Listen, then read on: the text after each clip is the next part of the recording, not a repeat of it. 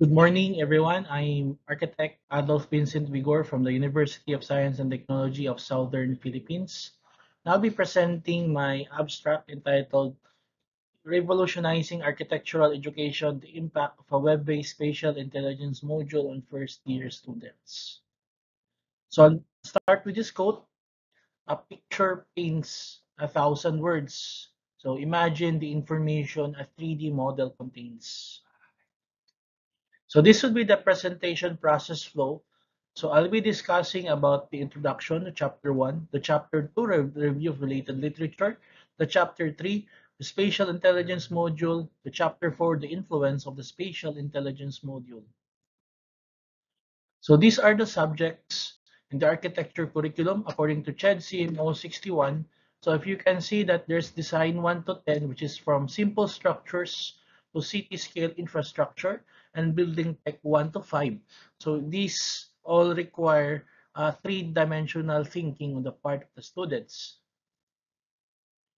So looking back on the background of the architecture in the Philippines, you could say that the starting point, we can compare that to Malaysia, is more or less the same, but the foundation of the Philippines is anchored on the AIA, while the foundation of the Board of Architects Malaysia is in RIBA, or the Royal Institute of British Architects.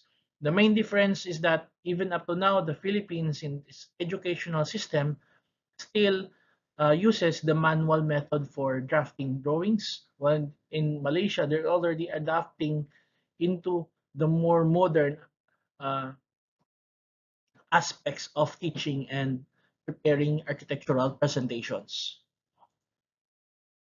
And what is the industry doing is that the industry has already evolved beyond BIM. The industry is now doing AI systems and also virtual systems in their presentations towards clients. So overview on what is spatial intelligence.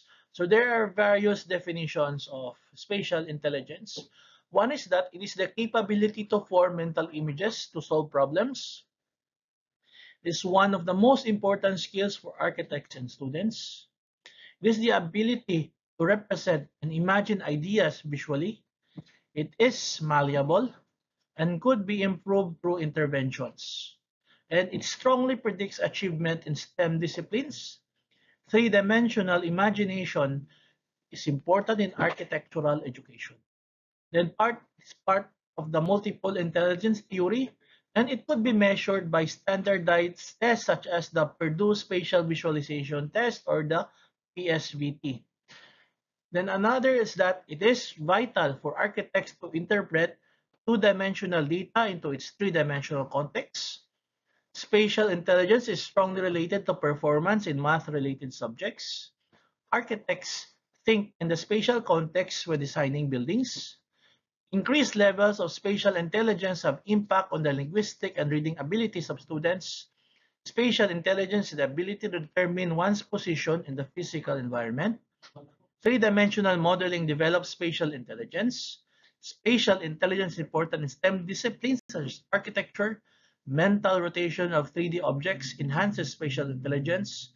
Spatial intelligence is not given much attention despite its importance in architecture. Then for the problem, so I have identified through my review of related literature that there are lesser students who reach their 5th year of study and graduate. Late detection of lower levels of spatial intelligence has a negative impact on the academics and performance of students.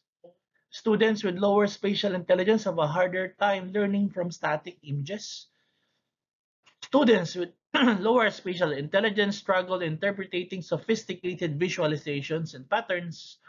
Students with lower spatial intelligence have a hard time in mathematics and may struggle in structural design. Students with lower spatial intelligence can accurately perceive the virtual world. Students with lower spatial intelligence have a hard time processing spatial information.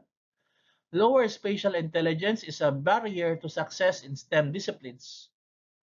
Then interventions bridge initial gaps in spatial intelligence levels of students. Improving the spatial intelligence of students will help improve their problem-solving skills in architecture. Spatial intelligence interventions influence active learning if it's applied at curriculum level. Having strong spatial intelligence skills is a predictor of success in STEM. The integration of a 3D environment in exploring the spatial of the ability of students help them better understand context in space. Advanced visualization technology improve the motivation of students. Mental rotation and spatial visualization have positive correlation with creativity in architectural design. Then traditional learning strategies of schools decrease students' motivation to learn. Spatial intelligence is important in the professional performance of architects and engineers. With that, these are the research questions that I have formulated. Research question 1 is, what is the level of acceptability of the web-based interactive spatial intelligence module? What are the students' mean scores in spatial intelligence before and after the treatment? Question 3, how do spatial intelligence of the control and experimental group differ after the intervention of the WBISM with pretest as the covariate? How do the experiences and perceptions of the freshman architectural students on their use of their spatial interactive intelligence module confirm the results of the quasi-experiment?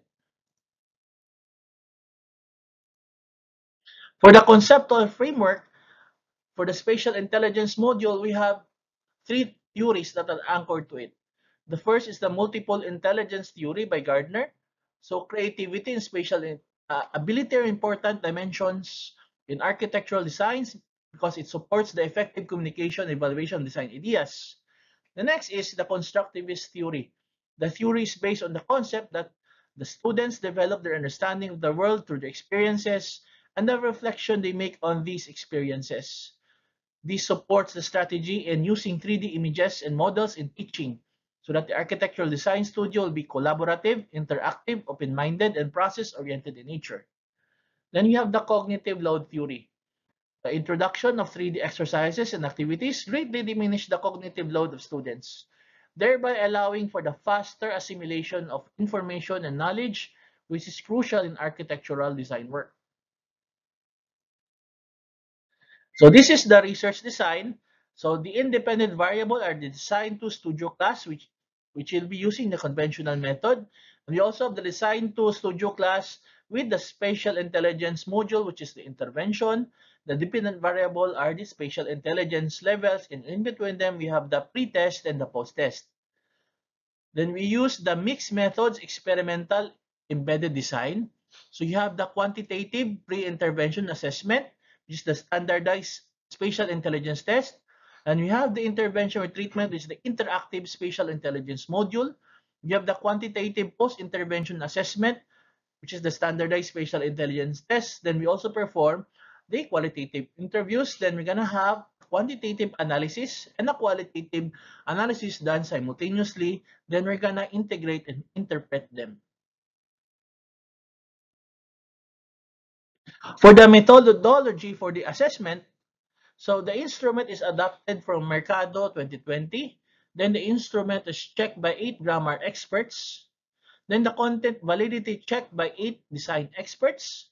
Then we have the content validity index or CVI of 1, which is acceptable according to Gilbert and Prion 2016. Then we have the reliability testing of the instrument from the 37 first-year architecture students. From the reliability analysis, you have the Conbrax alpha of 0.903 for the content quality, 0.840 for the technical quality, and 0.872 for instructional quality, for a total of 0.937 for the overall instrument, which is acceptable according to HARE. Module assessment by 10 design experts and 39 first-year architecture students. Then the module assessment results by experts and students suggested a content quality that is strongly acceptable. Then the technical quality of strongly acceptable and instructional quality of strongly acceptable as well. Student verbatims are as follows. I like how the content gave me a clear idea about the lesson, especially the spatial intelligence was able to visualize more. from the expert verbatim. 3D interpretation is very important for students, for future designers and visualizers to understand more about space planning in architecture. Then we have also the testing of the post-test and the pre-test. So the instrument is adopted from Yoon in 2011. So you have the pre-test for the spatial intelligence levels for the control 36 control group and the 35 experimental group. Then for the experimental group, they were subjected to the spatial intelligence module for 9 weeks. Then you have the post-test again for the control group, which is 36, and the experimental group of 35. Then we collect on spatial intelligence and midterm grades. Then we have to check assumptions for ANCOVA. So we use ANCOVA because our covariate is the control group, that is to compensate for the initial differences. So the homogeneity of variances, the p-value is 0.486 according to Bartlett's test. Then for the Leve's test, it's 0.174. Then we also check for the normality test. We have the p-value of 331, Shapiro-Wilkie, a p-value of 0.897, Kolmogorov-Smirnov, a p-value of 0.618 for the Anderson-Darling test. So it all passed the assumptions so that we could use ANCOVA. Then we proceed with ANCOVA with the pretest as the covariate. The section, the control experimental, the p-value is significant at 0.0. Then the mean for the control group is 19.5 and the mean for the experimental is 21.7. When we collect the data from experimental group through the qualitative thematic analysis, then we compare the qualitative and quantitative results. So right here, we got the pretest mean of 19.2 for the experimental and the control of 18.9. For the post-test, the experimental registered an increase into 21, and then the control on a slight improvement at 19.5. Then the adjusted means in ANCOVA is 21.7 for the experimental and 19.5 for the control. The midterm grades, the average for the experimental is 2.54 while it's 3.07 for the control group. The passing rate in the university is 3.0.